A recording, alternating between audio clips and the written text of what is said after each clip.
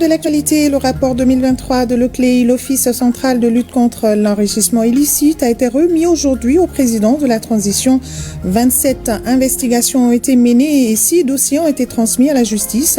Une occasion pour le chef de l'État de saluer et féliciter le président de l'OCLEI pour le travail abattu. Plus de détails dès le début de ce journal.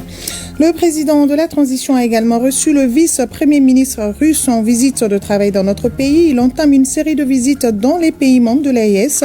Avec le chef de l'État, il a été question de la situation sécuritaire au Sahel. 1000 jeunes volontaires ont prêté serment ce matin dans le cadre du programme intégré pour l'autonomisation de la jeunesse malienne et s'engagent ainsi à travailler pour le pays.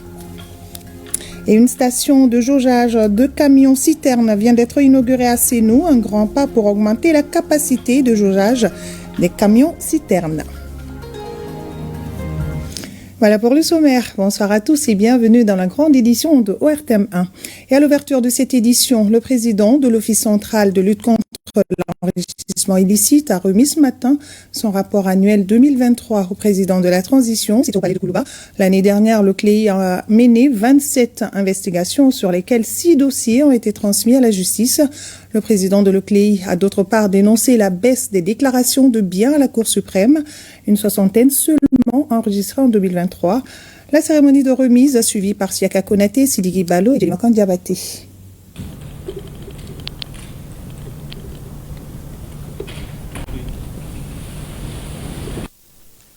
À l'issue des 27 investigations qu'il a menées en 2023, l'Office central de lutte contre l'enrichissement illicite a transmis 6 dossiers à la justice. Autant de dossiers n'ont pas été transmis pour insuffisance de preuves. Le traitement des 15 dossiers restants sera finalisé en 2024. Les 6 dossiers transmis à la justice ont été traités par l'OCLEI sous l'angle du train de vie sans rapport avec les revenus légitimes des agents concernés. Ainsi, les 6 agents concernés ont utilisé, à travers leurs comptes bancaires, la somme de 1,879 milliard de francs CFA, alors que dans la même période, leurs revenus légitimes cumulés totalisaient 335 millions, ce qui donne un écart non justifié de 1,541 milliard de francs CFA. De 2018 à 2023, l'OCLEI a transmis 29 dossiers à la justice pour un montant de 25 milliards et demi de francs CFA. Son rapport 2023 épingle les conditions floues qui entourent la signature du contrat d'assainissement de la ville de Bamako, conclu en 2014 avec la société Ozone, sans l'implication des services techniques compétents. Il a également été constaté que parallèlement à cette convention et pour le même objet, la mairie du district de Bamako a signé et exécuté divers contrats de nettoyage pour 13 milliards 500 millions de francs CFA, sur lesquels elle a payé 4 milliards 900 millions sur ses fonds propres, alors qu'au même moment, elle n'a payé que 712 millions à la société Ozone. Notre analyse a également révélé que la facturation au forfait a entraîné une dépense indue de 20 milliards 300 millions de francs CFA. Enfin, nous avons noté qu'en juin 2020, le ministre de l'économie et des finances de l'époque a signé une convention de garantie autonome qui pourrait engager le Mali pour 18 milliards de francs CFA pour les règlements d'un prêt octroyé à la société Ozone par un pool bancaire malien. À l'issue de cette analyse, l'OCLEI a conclu que les conditions floues de la conclusion de la convention de gestion des services de propriété de la ville de Bamako par la société Ozone sont à l'origine des dysfonctionnements constatés dans son exécution. L'OCLEI a à son actif l'information et la sensibilisation sur l'enrichissement illicite. Les partenariats qu'il a scellés avec les confessions religieuses a permis de préparer et diffuser des prêches anticorruption dans 5000 mosquées, dans les églises évangéliques et catholiques. C'est pourquoi le président de la transition a félicité l'équipe de Leclerc pour le travail abattu avant de réaffirmer l'engagement des autorités à lutter contre l'enrichissement illicite et toutes les formes de délinquance financière et économique. Monsieur le Président de Leclerc, pour assurer davantage de justice et d'équité dans notre pays, Leclerc doit maintenir sa détermination dans l'accomplissement de sa mission. Il consiste à mettre en œuvre l'ensemble des mesures de prévention, de contrôle et de lutte contre l'enrichissement illicite. J'insiste particulièrement sur la nécessité d'intensifier les actions de sensibilisation afin de prévenir l'acquisition des biens illicites. Mesdames et Messieurs, relever les défis de la bonne gouvernance passe forcément par la modernisation de notre administration. La digitalisation de celle-ci, ainsi que des moyens de paiement à son sein, témoignent de notre engagement à indiquer le phénomène de corruption et d'enrichissement illicite. La numérisation des services publics est aujourd'hui synonyme de simplification des procédures et des prestations de l'État au bénéfice des citoyens, mais aussi d'un renforcement de l'efficacité de ces prestations. La transition maintient sa dynamique de lutte contre les infractions économiques, comme en témoignent des avancées significatives telles que l'adoption de la nouvelle Constitution qui prescrit une lutte implacable contre les infractions économiques, la mise en œuvre de la stratégie nationale de lutte contre la corruption, la création de l'agence de recouvrement et de gestion des avoirs saisis ou confisqués, l'élaboration et la vulgarisation du programme national d'éducation aux valeurs, la création d'un pôle national économique et financier, l'adoption du nouveau code pénal et du nouveau code de procédure pénale. Ces instruments renforcent significativement les dispositifs de lutte contre la corruption et les infractions assimilées. Le chef de l'État affirme avoir pris bonne note des doléances présentées par le président de Leclerc concernant, entre autres, la relecture des textes régissant l'office, le renforcement de ses capacités et moyens logistiques, la construction d'un siège, la baisse des déclarations des biens à la Cour suprême, des documents que Leclerc exploite dans le cadre de ses investigations. J'ai pris bonne note de vos préoccupations, notamment celles concernant la baisse notable des déclarations de biens au niveau de la Cour suprême. Je note également votre sollicitation relative à la constitution du siège de Leclerc. Cette demande s'inscrit pleinement dans la politique du gouvernement visant à offrir aux agents de l'État de bonnes conditions de travail pour mener à bien leur mission. Le rapport de Leclerc formule pour les autorités, la structure de contrôle et la structure contrôlée des recommandations visant à améliorer la gestion des ressources publiques et réduire la délinquance financière.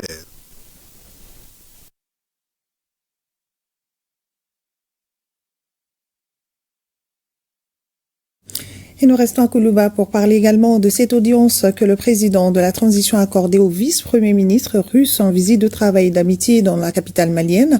Vous le savez certainement, il est en tournée dans les pays de l'AES, occasion donc pour lui d'être reçu par le président de la Confédération des États du Sahel, le général d'armée Assimi Goïta. Et naturellement, les débats ont tourné autour de la lutte contre le terrorisme et dans le Sahel. Et la Russie réaffirme son soutien aux États membres de l'AES pour faire face aux défis sécuritaires dans le Sahel.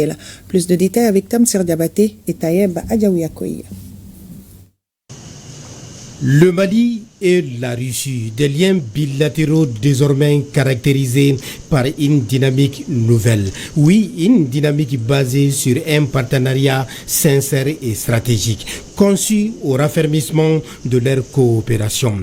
Et cette visite de travail du vice-premier ministre de la Fédération de Russie en République du Mali est la confirmation que cette coopération russo-malienne est au beau fixe et se consolide davantage. Россия и Африка в целом вышли на новый уровень. По поручению президента Nous sommes venus en visite officielle en République du Mali pour établir les relations plus étroites avec le Mali. Nous avons les liens historiques traditionnellement amicaux et maintenant nos relations sont surmontées à notre niveau stratégique.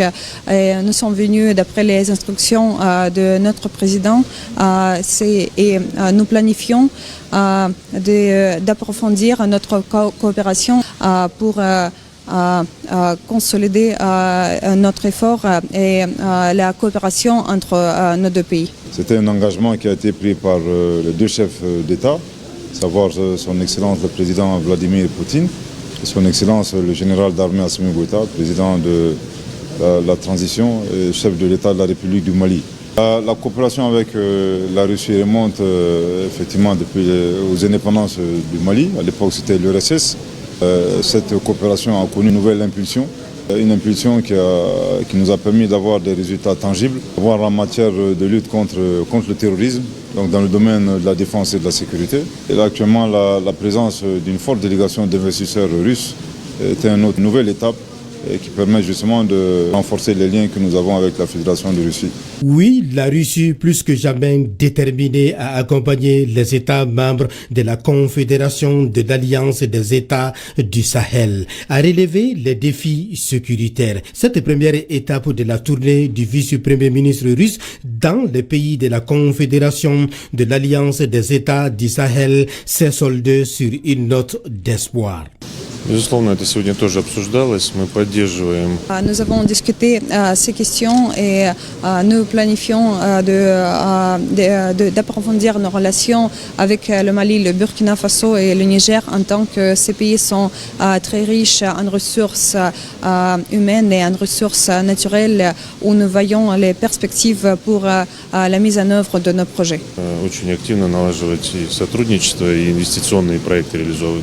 Je pense que la visite permet également de renforcer notre pays, en particulier dans le cadre de la consolidation des acquis que nous avons dans la Confédération des États du Sahel, donc l'AES, et surtout la mise en œuvre de la feuille de route de cette confédération qui porte sur des projets structurants, intéressant à la fois le Burkina Faso, le Mali et le Niger. La délégation russe est vraiment la bienvenue ici au Mali. Cette visite de travail qui se tient dans un contexte géopolitique particulier devra permettre d'accélérer la mise en œuvre des projets de développement entre le Mali et la Russie, d'où la présence massive des investisseurs russes. À noter qu'auparavant, le Premier ministre Abdoulaye Maïga avait eu une séance de travail avec son homologue russe à la primature. Autre titre de ce journal, lancement ce matin au Centre international des conférences de Bamako du programme intégré pour l'autonomisation de la jeunesse malienne et 1000 jeunes volontaires ont prêté serment devant le Premier ministre, chef du gouvernement. Ce programme prend en compte certaines recommandations des États généraux de la jeunesse. Par ce serment, les 1000 jeunes volontaires s'engagent à travailler pour le pays et pour leur communauté. Reportage Mamari Kone à Loutouré.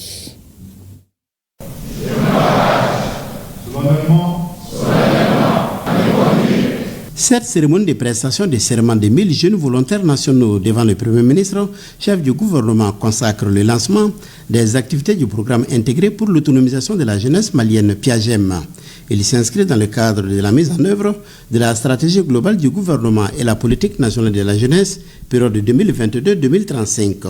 Le programme soutient fortement la promotion socio-économique des jeunes, leur engagement citoyen ainsi que leur participation en tant qu'acteurs dans la stabilisation et le développement durable de notre pays.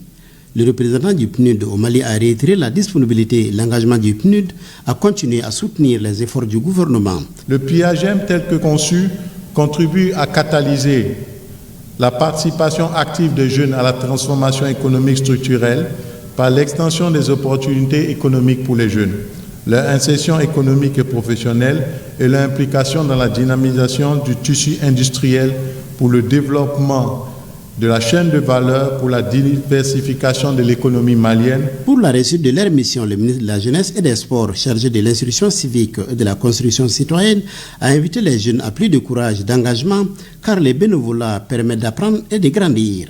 Le bénévolat ne se limite pas à donner de l'aide, c'est aussi une opportunité d'apprendre. de grandir et de se découvrir en vous engageant. Vous développez des compétences précieuses telles que le leadership, le travail en équipe et la communication. Vous rencontrez des personnes inspirantes et découvrez des histoires qui enrichissent votre perspective. Ces expériences vous façonnent et vous préparent à relever les défis futurs. Mais au-delà de l'apprentissage, il y a un impact réel et tangible. Pensez à toutes les vies que vous touchez, à tous ces moments de bonheur que vous apportez. Chaque geste compte. Le Premier ministre est convaincu du rôle que joue la jeunesse dans le développement d'un pays. C'est pourquoi il s'est apaisanté sur son importance dans l'espace AES, dont les ministres en charge de la jeunesse sont présents à cette cérémonie. Le programme Jeunesse et Autonomie me semble en parfaite adéquation avec les préoccupations de la Confédération de l'AES, dans laquelle la population est de plus en plus jeune, faisant de notre espace l'espace des jeunes, par conséquent un espace d'avenir. La jeunesse constitue indéniablement un formidable atout pour notre continent. Elle peut également être une source de tension si ses besoins ne sont pas pris en charge. Cette rencontre sur l'autonomisation et le sort de la jeunesse constitue un cadre idoine pour fructifier les échanges et formuler des recommandations fortes qui influenceront positivement le processus d'élaboration et de mise en œuvre de nos politiques publiques en matière de jeunesse. Le Premier ministre a salué l'engagement du Mali à se reconstruire avec l'appui des jeunes, conformément aux orientations du président de la transition. Le général d'armée Assimi Goïta, président de la transition, chef de l'État, a recommandé entre autres d'aider les plus marginalisés, d'accroître l'investissement dans le capital humain et dans la digitalisation et d'affirmer notre détermination à nous relever.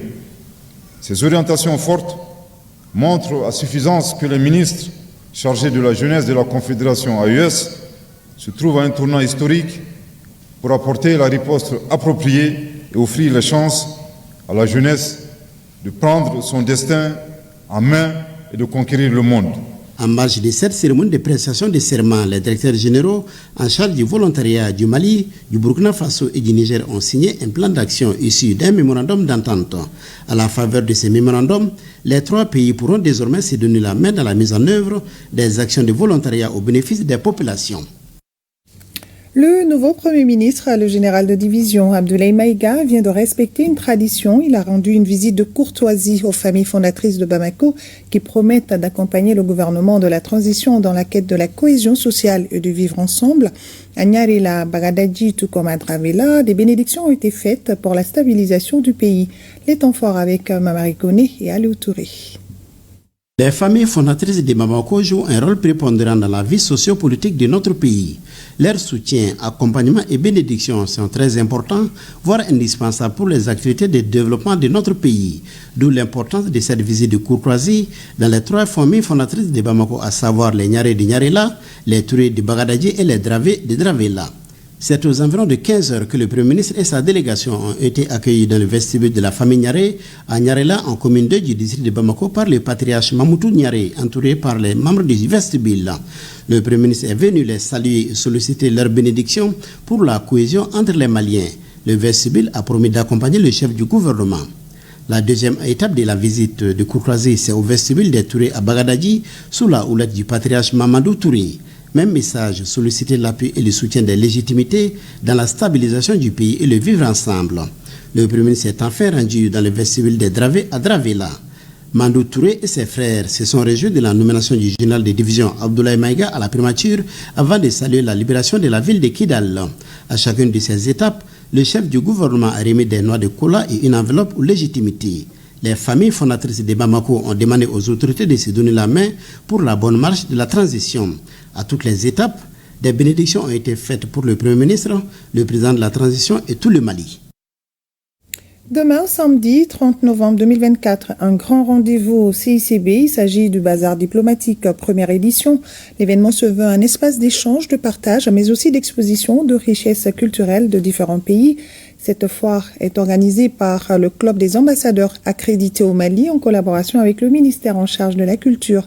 Mariam Koné a tendu son micro au doyen du corps diplomatique, l'ambassadeur de la Palestine, pour plus de détails. Le bazar diplomatique, c'est un atout.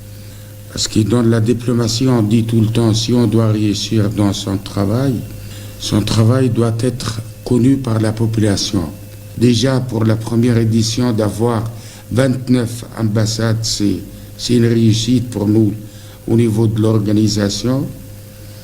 Et de voir aussi des partenaires maliens qui se sont mobilisés pour faire de cet événement une réussite et pour faire plaisir à la population malienne et faire venir de l'étranger ici au Mali. Et non pas seulement des entrepreneurs maliens, mais aussi d'autres entrepreneurs étrangers aussi qui vont venir, parce que derrière ça, il y a un autre objectif. C'est quoi?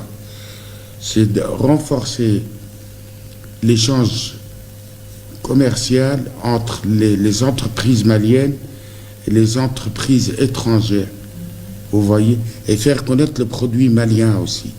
Et faire connaître le produit étranger ici au Mali. Et toute la somme collectée va être utilisée par le club des ambassadeurs et consuls pour faire une activité humanitaire ici qui touche la population directement. Qu'est-ce que cela va apporter de plus-value dans les relations diplomatiques entre le Mali et les pays invités?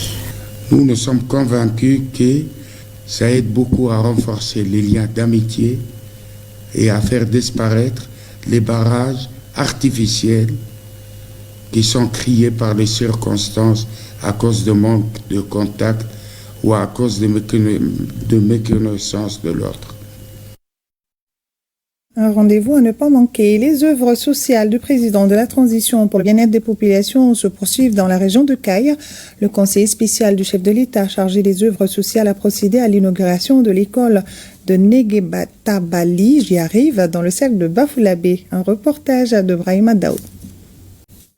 L'une des promesses du président de la transition, chef de l'État du Mali, a été tenue une fois de plus dans le premier cercle du Mali, Bafulabé. L'école dont rêvaient les parents, les enfants et les enseignants vient d'être inaugurée à Negetabali dans la commune rurale de Nambia. La première pierre de l'infrastructure fut posée un 6 juillet 2024 et ce jeudi 28 novembre, elle a été livrée. Tout ça c'est pour montrer aux Maliens que le président a mis l'école au centre de ses préoccupations parce que pour lui, nos bâtisseurs de demain se forment à l'école.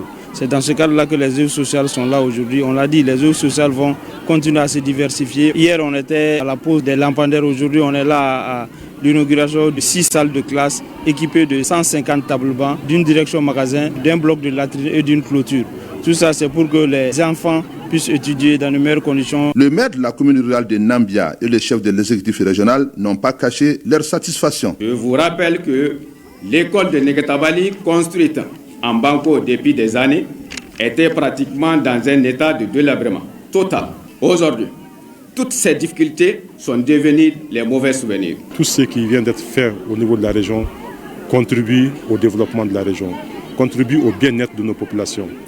Donc nous ne pouvons que remercier Dieu pour nous avoir donné un président qui pense à ces populations. Pour les représentants du ministre de l'Éducation nationale, Bana Moussa Bagaga, cette réalisation vient s'ajouter à plusieurs autres. Les travaux d'extension de 10 lycées classiques à travers le pays, 2 lycées d'excellence à Kri et Ségou, 501 salles de classe à travers le pays, 30 salles de classe dans 10 lycées existants, 240 espaces d'apprentissage temporaire, la réhabilitation de 1000 salles de classe. Ces nombreuses réalisations prouvent à suffisance l'engagement de son Excellence le général d'armée Assimi Goïta. À l'issue de la cérémonie, des kits scolaires ont été remis aux élèves et des attestations de reconnaissance ont été décernées au président de la transition, au gouverneur de la région ainsi qu'à plusieurs autres personnes.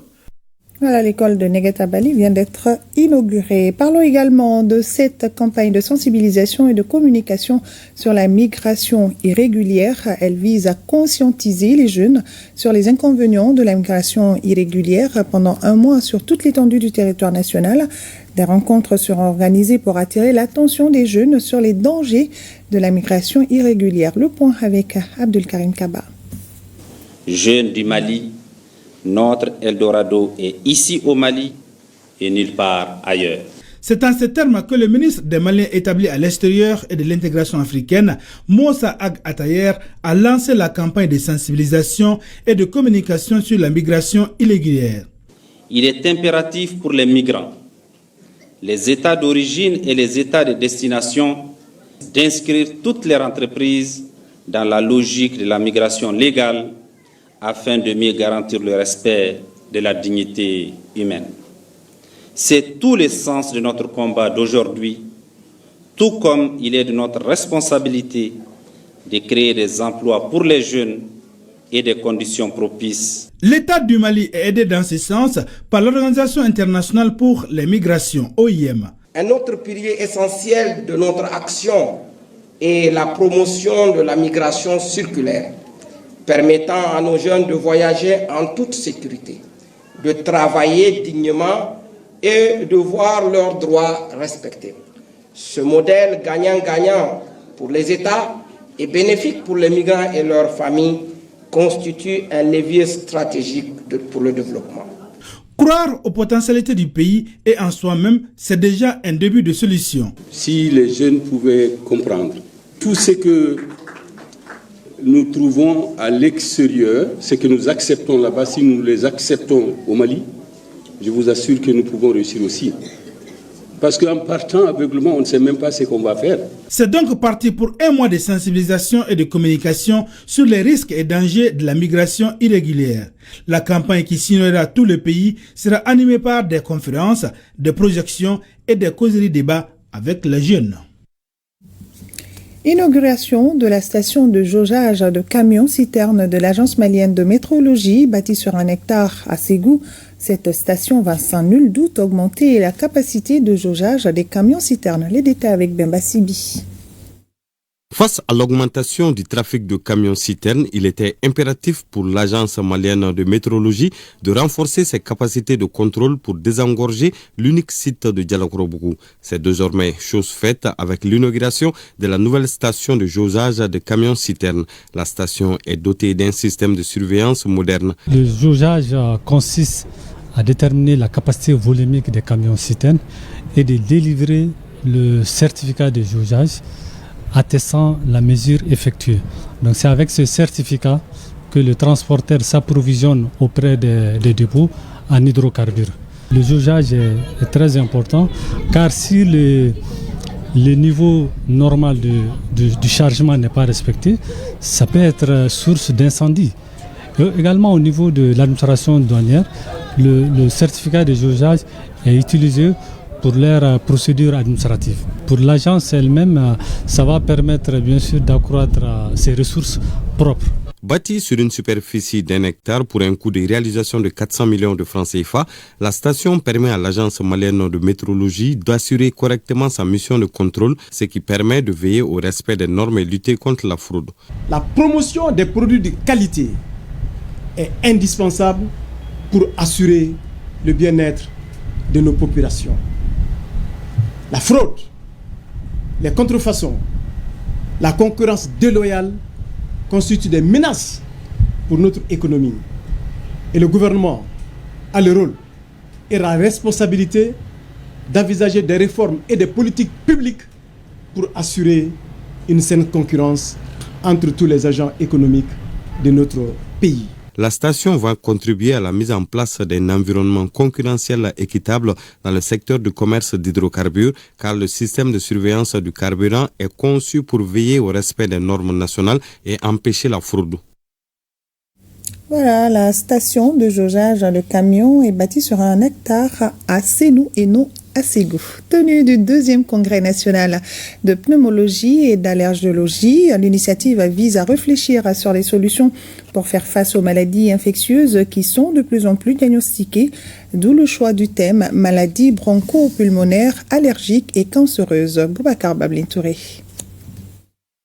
La pneumologie et l'allergologie, 2 disciplines médicales longtemps sous-représentées en termes d'effectifs dans notre pays. Une équation à résoudre nécessairement quand on sait que ces infections virales sont de plus en plus diagnostiquées. Selon une statistique, d'ici à l'horizon 2050, un individu sur 2, soit 50% de la population mondiale, aura une maladie allergique. Le tabagisme et la pollution seraient parmi les principales causes. Un fumeur sur 5 contractera une bronchopneumopathie chronique obstructive. Les fumeurs ont 3 fois plus de risques de contracter la bronchopneumopathie constructive que les non-fumeurs. L'OMS estime que 8 millions de personnes décèdent chaque année du fait de la consommation du tabac. Quant aux maladies allergiques, selon l'OMS, elles occupent le 4e rang des maladies chroniques dans le monde après le cancer, les pathologies cardiovasculaires et le sida. Le thème retenu pour cette édition 2024 est « Maladies bronchopulmonaires, allergiques et cancéreuses ».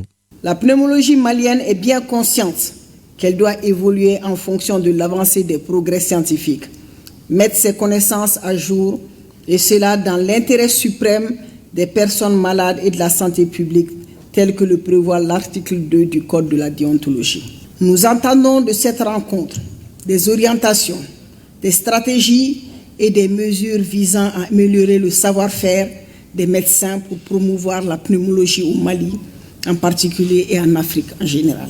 Ce deuxième congrès, qui regroupe des spécialistes venus d'ici et d'ailleurs, s'achève ce samedi. À l'issue des travaux, des recommandations devront être formulées afin de prévenir la maladie. Soutien aux autorités de la transition, l'amicale des anciens militants et sympathisants de l'Union nationale des élèves étudiants du Mali réitère son engagement.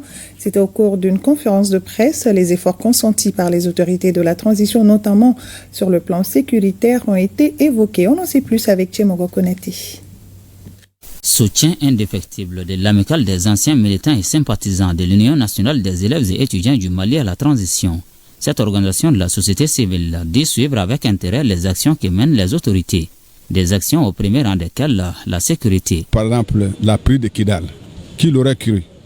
Quand vous pensez qu'aujourd'hui, nous pouvons faire face à toute armée du monde, parce que nous avons les armements qu'il faut, et nous saluons les généraux. De quoi susciter de l'espoir chez un peuple qui était presque désemparé. L'AMSENEM a saisi l'occasion pour faire un aperçu de l'audience à elle accordée par le président de la transition le 28 octobre dernier. Audience au cours de laquelle elle a félicité les nouveaux généraux pour leur grade avant de les exhorter à maintenir ce climat de cohésion qui les a toujours caractérisés. Autre félicitation, celle adressée au général Abdoulaye Maïga pour sa nomination et son engagement à soutenir l'organisation dans ses actions, et au ministre de l'Éducation nationale pour le report de la rentrée scolaire pour une cause noble. Et le mouvement Anko Mali, œuvrant pour l'unité nationale, a organisé une journée de prière afin d'implorer la grâce de Dieu pour un Mali paisible et pour qu'il guide la vision des autorités de la transition pour l'atteinte des objectifs Al-Jumatina.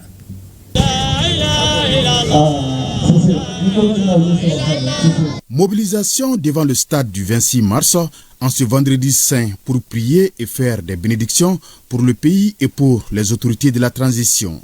L'initiative de cette prière collective est du mouvement Anko Mali, un regroupement qui s'évertue à promouvoir l'unité et la cohésion sociale autour des idéaux de la transition.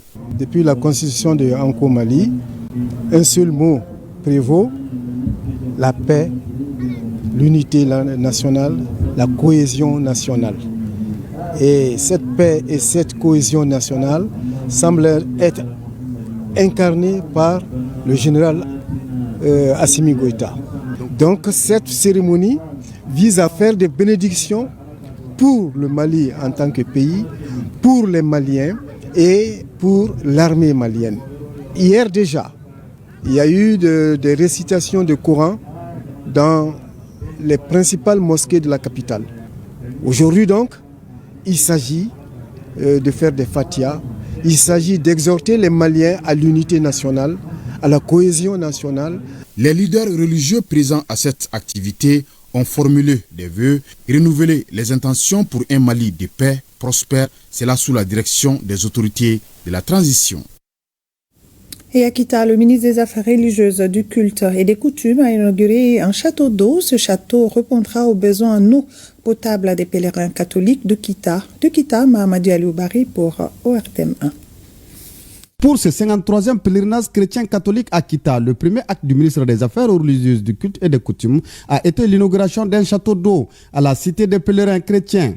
Une initiative de Nyankoro Yesamake à travers la fondation Empower Mali. L'acte qu'il a posé devait nous inspirer tous pour dire que nous sommes effectivement des pèlerins sur cette terre et ce que nous pouvons faire pour pouvoir donner espérance aux uns et aux autres c'est la meilleure des choses de témoigner de l'amour de Dieu et de témoigner de l'amour du prochain.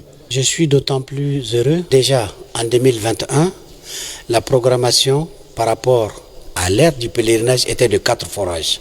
Ce qui veut dire le forage de la colline Marielle qui a été réalisé par les œuvres du président de la transition, le forage au niveau de la paroisse a été réalisé par les œuvres de la transition en tant que deuxième forage. Qui plus est, un troisième forage aujourd'hui est réalisé au niveau de la cité des pèlerins. Il nous reste seulement le forage de la maison des sœurs catholiques. Cette nouvelle infrastructure produira 2 millions de litres par jour pour couvrir les besoins en eau potable de 40 000 personnes de l'église de Kita. Rendre service à la communauté catholique est un geste donne satisfaction. Mes premières salutations et mes premiers remerciements vont d'abord aux autorités de la conférence épiscopale.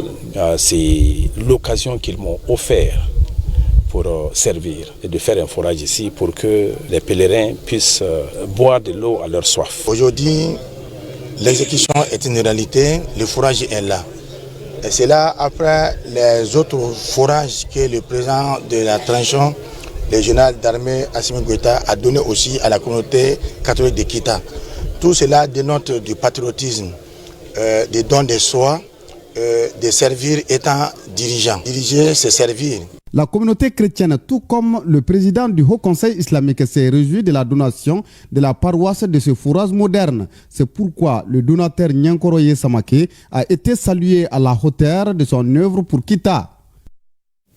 Deuxième session pour la mise en œuvre des grandes orientations du projet de restauration des terres dégradées au Mali. Une rencontre stratégique qui vise une étape décisive pour le suivi et l'évaluation des activités de ce programme. Occasion pour les administrateurs de présenter le projet de plan de travail et le budget 2025, entre autres. Reportage à Guibou Koulibaly. Ce comité de pilotage se tient dans un contexte marqué par de nombreux défis environnementaux et vise à garantir une transition écologique reçue au Mali. Selon le premier responsable du PRTD Mali, son ambition est de réhabiliter des milliers d'hectares de terre, de renforcer la résilience des communautés rurales et de contribuer à l'atténuation des effets du changement climatique. Quand nous prenons sur le plan de la gouvernance, toutes les instances de gestion et de coordination du projet ont été mises en place. Quand nous regardons le bilan par composante, la composante 1, aujourd'hui on a un plan de formation des acteurs du secteur développement rural approuvé par la banque pour un coût d'$1 million.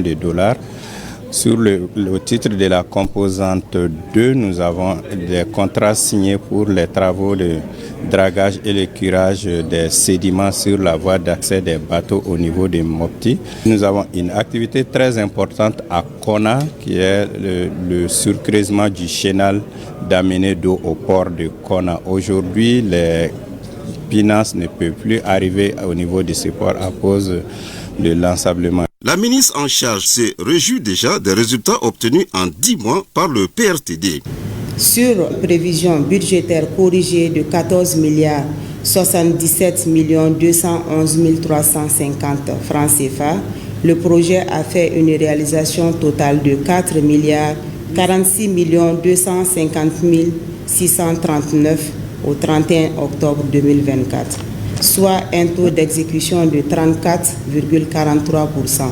Les prochaines semaines permettront aux membres du comité de pilotage du PRTD de mesurer l'impact des décisions prises lors de cette session stratégique. Première session du comité de pilotage de recensement général agricole au titre de l'année 2024. Occasion pour les participants de se prononcer sur l'état d'exécution des activités menées et les perspectives pour une amélioration des statistiques agricoles au Mali. Le point avec Batraoré. Au Mali, le secteur agricole occupe environ 80% de la population active. Le secteur contribue en moyenne pour 35% au produit intérieur brut et fournit 75% des recettes d'exportation. Autant de raisons qui font que l'agriculture doit être soutenue par le meilleur outil en matière d'information et de statistiques. C'est là pour répondre aux besoins exprimés dans le cadre d'une amélioration des performances. C'est là toute l'importance du recensement général agricole mené par la cellule de planification et de statistiques du secteur rural. Le recensement général, sujet qui nous réunit, s'inscrit en droite ligne des grandes orientations définies dans les documents stratégiques, notamment la politique de développement agricole et son plan d'action, le plan national d'investissement dans le secteur agricole et enfin le schéma directeur de la statistique. Ainsi, il se décline comme le support principal dans la mise en œuvre de la vision stratégique 2063. L'enquête statistique menée cette année pour identifier les exploitations rurales et leurs zones géographiques a rencontré quelques difficultés, ce qui nécessite un second recensement. Je voudrais ici confirmer, si besoin était, l'engagement du gouvernement à ne ménager aucun effort pour réussir ce second recensement afin de disposer de données fiables pour notre secteur agricole. Le ministre de l'Agriculture a saisi l'occasion pour saluer l'engagement des partenaires du Mali pour les efforts déployés en vue d'accompagner le processus de promotion et de protection du secteur agricole. Et les responsables du projet Pruba se sont réunis afin de valider le plan de travail, le budget annuel 2025 ainsi que le plan de décaissement pour la nouvelle phase. Un projet qui a pour objectif de réduire les risques sanitaires environnementaux, les risques liés aux inondations, entre autres. Un reportage de Almouzer Alkamissa Yatara. Le comité de pilotage du projet de résilience urbaine de Bamako procédera ainsi à l'état des lieux avant de fixer les objectifs pour les décaissements du projet Pruba, un projet qui vise à améliorer l'accès aux services de gestion des déchets urbains, d'assainissement et d'approvisionnement en eau. La durée du projet est de 6 ans pour un montant total de 168 milliards de francs CFA. Le projet a appuyé le curage des caniveaux dans le district de Bamako et cela a permis de curer 59 km de réseau de collecteurs et 210 km de réseau de caniveaux, ce qui a permis d'atténuer en fait les inondations dans le district de Bamako. Au cours de la même période, le gouvernement a demandé à la Banque mondiale d'appuyer un financement concernant l'appui aux sinistrés des inondations, ce qui a permis de mobiliser un montant important et de mettre à la disposition du gouvernement, notamment 43 milliards de francs CFA. Le PTBA 2025 ambitionne de porter le taux dit de décaissement à 34% contre 9% en 2024. Je voudrais donc, tout en saluant les efforts déjà fournis pour la mise en place du projet, exhorter les structures qui ont en charge la mise en œuvre du PTBA à poursuivre sans relâche les actions prévues afin qu'à l'ère du bilan annuel 2025, les résultats escomptés soient au rendez-vous. Le projet de résilience urbaine de Bamako va réaliser aussi la décharge de Noumobougou, réaliser la station de traitement des vidanges à Kienfala. La distribution de l'eau potable sera renforcée à travers 300 km de réseaux de voirie pour les branchements sociaux au bénéfice des populations. Également dans ce journal, deuxième édition du colloque international en hommage à feu professeur Karamogo Kani, décédé en 2014, des thématiques telles que le devenir du continent face au terrorisme et la criminalité transfrontalière, l'immigration de la jeunesse, les questions de gouvernance, la santé, l'éducation, les mutations technologiques, entre autres, seront abordées. Reportage Mamadou Fani. Le monde de la recherche universitaire du Mali rend hommage à l'un de leurs qui a marqué de son vivant plusieurs générations d'étudiants et d'enseignants-chercheurs. Il s'agit de Feu Karamogo Kane, dont les œuvres continuent d'être célébrées à l'occasion de la deuxième édition du colloque international dédié en sa mémoire. Ce colloque en hommage à Feu Karamogo Kane est une rencontre d'échange et de partage entre différents participants nationaux et étrangers. Il s'agit d'un événement qui vise à rassembler les chercheurs en sciences sociales et de gestion dans un contexte d'insécurité et de terrorisme entretenu par les forces maléfiques en Afrique en général et au Mali en particulier. Le thème du présent colloque intitulé Géopolitique et développement en Afrique, est un thème d'actualité qui n'intéresse pas seulement les autorités de ces pays sur de l'Afrique, mais également le monde scientifique. C'est pourquoi je me réjouis que nous ayons choisi d'en faire l'objet de débats scientifiques qui certainement permettront de cerner davantage la question. Durant 2 jours, les participants échangeront sur plusieurs panels qui étaient chers aux défunts et plusieurs articles qu'il a partagés et publiés de son vivant. Nous avons bon espoir que le cadre offert par cet événement scientifique de portée internationale vous permettra de faire des propositions et recommandations pertinentes pour relever ces défis ô combien importants, tout en redéfinissant la place et le rôle du continent dans ces bouleversements mondiaux. De l'université Cheikh Anta Diop de Dakar, en passant par le Burkina, la Guinée, le Zimbabwe, les témoignages des parents, amis, collègues et anciens étudiants laissent apparaître la dimension internationale de Feu Karamoko Kane, l'homme pétri de qualités humaines. Un trophée de reconnaissance a été remis à la famille à titre posthume pour saluer son engagement et son dévouement pour la qualité de l'enseignement au Mali. Journée scientifique de l'Institut national de formation en sciences de la santé. Une soixantaine de communications portant sur le domaine de la santé sont facilitées par d'éminents professeurs médecins du pays et d'ailleurs. Le compte-rendu de Fadema Keita.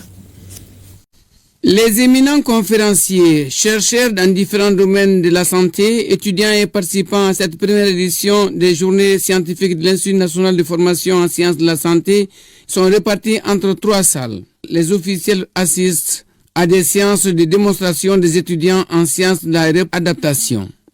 L'organisation des dites journées scientifiques participe à l'amélioration de la qualité des soins à travers la formation pointue des paramédicaux. Ces journées scientifiques contribueront au renforcement des capacités des acteurs dans le domaine de la recherche, de l'innovation, seront un lieu de partage d'expériences, aussi un cadre de valorisation de la formation continue et de la recherche. Cet espace d'échange et de renforcement des capacités des paramédicaux facilite la mise en œuvre des 43 grandes innovations que s'est fixée l'administration de l'Institut national de formation en sciences de la santé. Les conférences vont porter sur la place de l'université de la formation des paramédicaux, de la formation des sages-femmes, le rôle de l'infirmier aussi dans la qualité des soins et aussi le management de la qualité des soins. Ensuite, ça va porter aussi sur la gestion des ressources humaines dans le secteur de la santé. Ça va porter aussi sur beaucoup de pathologies. On va faire le tour de plusieurs pathologies qui constituent des problèmes de santé publique, dont les grands chercheurs ont fait les recherches là-dessus. Ils vont présenter les résultats. J'ai été très séduit, non seulement des compétences ici pratiques démontrées, mais aussi des talents cachés des paramédicaux dans les domaines artistiques. On constate ici que nos étudiants sortent d'ici avec des compétences avérées, avec des connaissances avérées,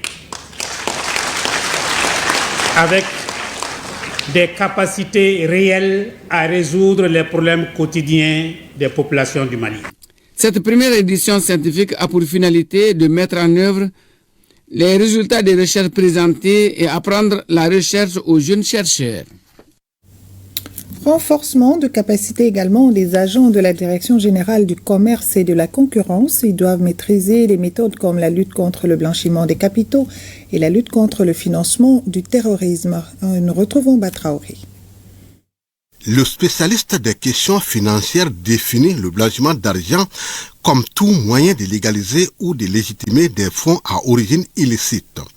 Le système présente beaucoup de dangers pour l'économie nationale, d'où cette session de formation initiée par la CENTIF, cellule nationale de traitement des informations financières. Si l'argent sale est injecté dans l'économie, ça nuit à l'économie d'abord, ça freine le développement et tous ceux qui fournissent des efforts en termes de concurrence vraiment seront empêchés quand même à avoir les mêmes résultats. C'est-à-dire que l'argent, celui qui travaille avec l'argent sale et celui qui travaille avec l'argent légitime. Donc vous voyez comment ça peut nuire l'économie. Donc ça a des conséquences très néfastes sur le développement et sur l'économie d'un pays. Les secteurs les plus exposés au fléau sont les agences de voyage et de tourisme, les mines et l'immobilier. La lutte contre le blanchiment des capitaux et le financement du terrorisme est au cœur des priorités nationales du Mali. Les menaces que posent le terrorisme et les réseaux d'activités criminelles connexes, les fortes attentes exprimées par la société face à la délinquance économique et financière et la nécessité de préserver l'intégrité du système financier national constituent des enjeux majeurs. La session de formation de 2 jours se tient à l'intention des agents de la Direction générale du commerce et de la concurrence et des agents des services assujettis. Une autre formation, cette fois-ci celle des membres du Syndicat national de l'information, de l'informatique, de la presse et de l'industrie du livre. L'objectif est de partager avec les participants les techniques de négociation indispensables pour une meilleure défense des intérêts des travailleurs dans un monde en évolution permanente. Batraoré. 2 jours pour comprendre, apprendre et être en phase avec les défis du moment en syndicalisme ont été choisis par le SNEPIL, Syndicat national de l'information, de l'informatique, de la presse et de l'industrie du livre. L'initiative est conforme à la vision de l'UNTM qui place son nouveau mandat sous le signe de la formation des adhérents et sympathisants. L'effectif est en train de se rajeunir et qu'il faut nécessairement aller vers la formation des membres parce que pour pouvoir défendre les intérêts des droits des travailleurs et même de l'entreprise, il faut que les syndicalistes sachent quelles sont leurs missions, quels sont leurs devoirs vis-à-vis de l'ensemble de ces acteurs. Le thème de SNEPIL face aux défis du moment, c'est un thème très ambitieux, les défis, parce qu'il faut d'abord les identifier. Identifier les défis et ensuite s'outiller pour faire face à ces défis. Et la troisième étape, ça serait de s'armer, vous-même vous armer pour... Le représentant du ministre de la Communication, de l'économie numérique et de la modernisation de l'administration salue l'initiative. Il s'agit pour les participants de comprendre et appliquer les principes fondamentaux du syndicalisme en se référant à l'histoire et aux luttes passées, à maîtriser les textes juridiques qui encadrent les relations de travail, le code du travail, les conventions collectives et d'appréhender les techniques de négociation collective. Le ministère en charge de la culture et celui en charge du travail étaient représentés par 2 conseillers techniques. Ces derniers ont salué la pertinence du thème et souhaité que les débats puissent permettre de mieux appréhender le concept de pacte social. Et remise des clés du palais de justice de Nara après une rénovation. Grâce au programme d'appui à la stabilisation du Mali, la ville dispose désormais d'un édifice digne du nom. Un financement estimé à plus de 160 millions de francs CFA. Un reportage de Idrissa Keïta. Le rapprochement de la justice des justiciables se concrétise dans la ville de Nara. Les clés d'un nouveau palais de justice sont remises par les autorités aux juges de paix de la localité. Cette nouvelle infrastructure permettra aux hommes de droit de travailler dans les bonnes conditions. Nous savons d'où nous sortons. Tout Nara est témoin de ça. Donc nous travaillons dans des conditions extrêmement difficiles. Donc si Dieu a fait que vraiment, c'est-à-dire nous avons bénéficié de telle infrastructure commode, on ne peut que s'en réjouir. Quand on parle de la sécurité aussi, il y a aussi la justice. Sans justice, il n'y a pas de sécurité. Ce joyau est construit pour vraiment rapprocher la justice des justiciables. Installé au cœur de la ville, le nouveau palais de justice comporte plusieurs bureaux, dont celui du procureur, du président du tribunal, un bureau d'assistance juridique et judiciaire, une salle d'audience, une salle de délibération, entre autres. Nous sommes une nouvelle région qui a déjà reçu plus d'une trentaine de directions régionales, toutes en bail. Imaginez l'impact que cela coûte en termes financiers sur le budget de l'État. Donc en nous remettant ça, je crois que les directeurs régionaux qui sont là ont eu l'espoir, ont eu la confiance à leur État que l'avenir est reluisant. La construction de ce nouveau palais de justice a coûté plus de 160 millions de francs CFA, y compris la réhabilitation du commissariat de police. Fruit du partenariat entre l'État malien et le PNUD dans le cadre du programme d'appui à la stabilisation du Mali à travers le renforcement de l'État de droit PROSMED. Fin des activités de la 29e édition du mois de la solidarité de lutte contre l'exclusion. La ministre de la Santé et du Développement social a procédé à la remise d'un important lot de vivres et de non-vivres aux sinistrés de l'inondation et des motos aux personnes à mobilité réduite. Bokari Koulibaly, compte rendu. Clôture des activités de la 29e édition du mois de la solidarité et de la lutte contre l'exclusion, mais pas celle de la bienfaisance. L'espoir vient à nouveau de toquer aux portes des plus démunis. Les Samaritains s'appellent le général d'armée Assimi Goïta, président de la transition. Son ministre chargé du développement social donne ainsi du sourire et du réconfort aux sinistrés des inondations et aux personnes à motricité réduite. La cérémonie qui nous réunit cet après-midi est une tradition de mon département qui consacre la fin des activités programmées par le Comité national de pilotage et la donation de vivres et non-vivres, composé de 47 tonnes de mil, 41 tonnes de riz, 15 tonnes de sucre, 1000 cartons de pâtes alimentaires, 152 cartons bidons de 4 bidons, 1550 cartons de savon, 3000 nattes, 3000 couvertures, 100 balles de couverture, 3000 moustiquaires, 1000 kits solaires, 55 tricycles motorisés, 9 tricycles à pédalier, 85 fauteuils roulants et le financement d'activités génératrices de revenus pour les couches vulnérables d'un montant de 15 millions. Le tout est estimé à une valeur de 440 866 000 francs CFA. Le ministre n'a pas manqué d'exprimer toute sa satisfaction au regard du résultat obtenu dans les activités du mois de la solidarité de cette année. Une première évaluation nous permet d'estimer la valeur de l'ensemble des contributions provenant de l'État, de la société civile, secteur privé, personnes anonymes et des partenaires à plus de 1 545 237 200 francs CFA pour une population bénéficiaire de plus de 40 000 personnes. À cette situation s'ajoutent les œuvres sociales du président de la transition et les distributions alimentaires réalisées par le commissariat à la sécurité alimentaire à travers tout le pays.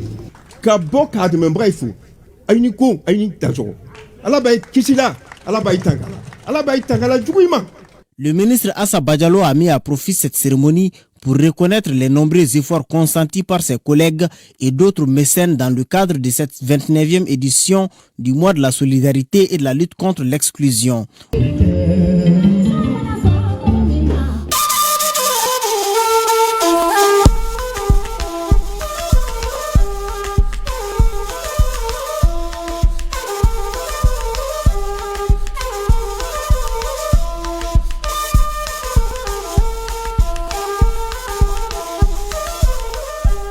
Actualité AES, première escale, le Niger, le patriotisme, un mot avec beaucoup de sens. Il est en train d'être entretenu, inculqué aux populations des pays de l'AES.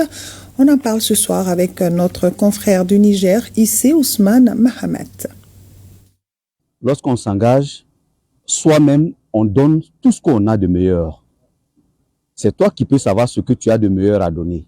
Les pays de l'Alliance des États du Sahel, AES, sont à la croisée des chemins, engagés depuis quelque temps dans une lutte multiforme du fait surtout d'avoir des dénominations communes, car partageant en partie les mêmes réalités, tous en quête d'une souveraineté totale. De cet état de fait est née l'émergence du patriotisme chez chacun des citoyens de ces trois pays.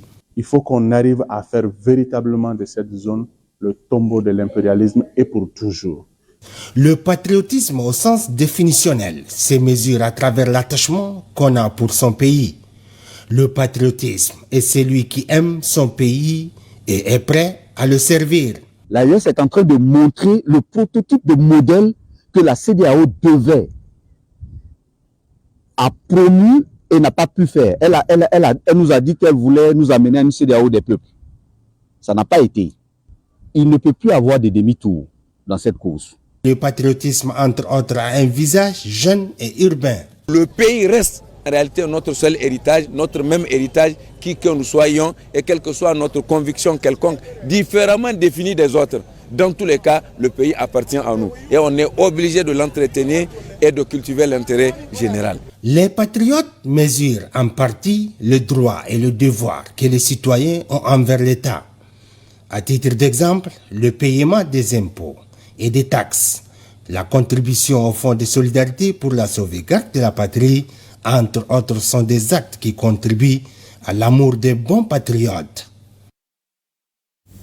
Et au Burkina Faso, sorti de la deuxième promotion d'experts en santé, après 6 mois et demi de formation théorique et pratique à la deuxième cuvée de l'université Joseph Kizerbo, est désormais apte à servir dans leurs pays respectifs. Au nombre de 38, ils sont venus du Bénin, du Burkina Faso, du Congo, de la RDC, de la Guinée, du Mali, du Niger et du Togo. Le point de la cérémonie avec Bernard Kombelenem.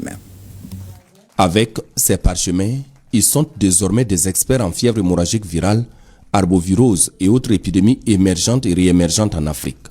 L'initiative est du ministère de la Santé en collaboration avec celui de l'enseignement supérieur de la recherche scientifique exécuté par l'université Joseph Kizerbo. Il s'agit d'un diplôme interuniversitaire livré après 6 mois et demi de formation intense, aussi bien théorique que pratique, faisant de ces médecins de santé publique des experts en coordination et riposte des épidémies émergentes et réémergentes au grand bonheur des populations.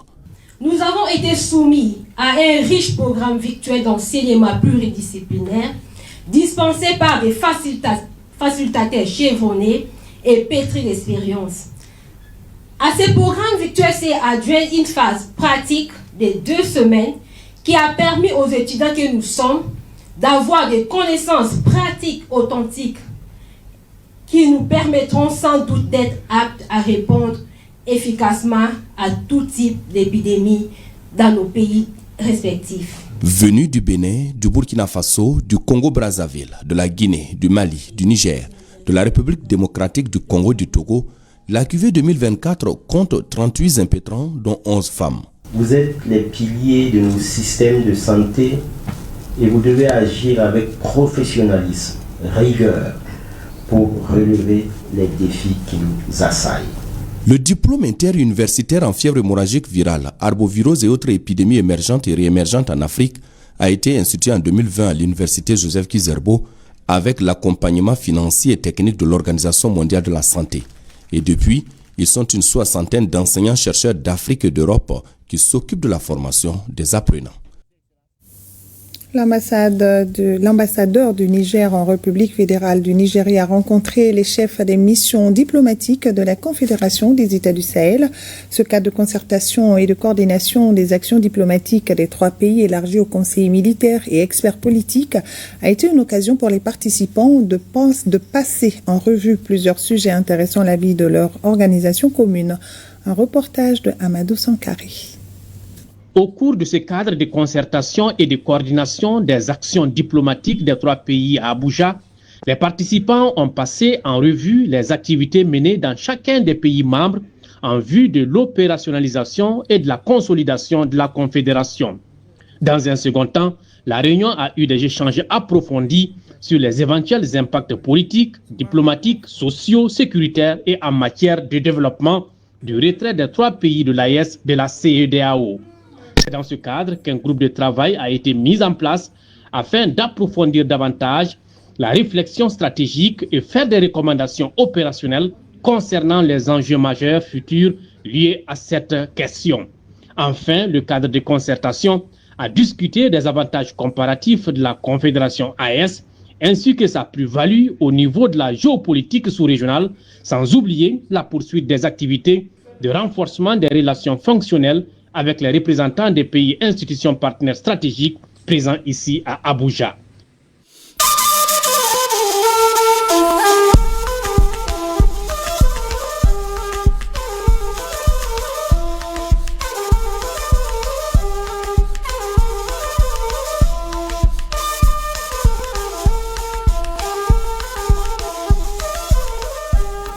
C'est la fin de cette édition. Merci à la rédaction et merci à vous de l'avoir suivi. Au plaisir de vous retrouver demain pour la grande édition, même heure, même plateau, Dieu voulant. D'ici là, prenez soin de vous et de vos proches. Nos grands-pères disaient, savoir ne suffit pas, nous devons appliquer, et vouloir ne suffit pas, nous devons agir. Bonne fin de soirée à tous.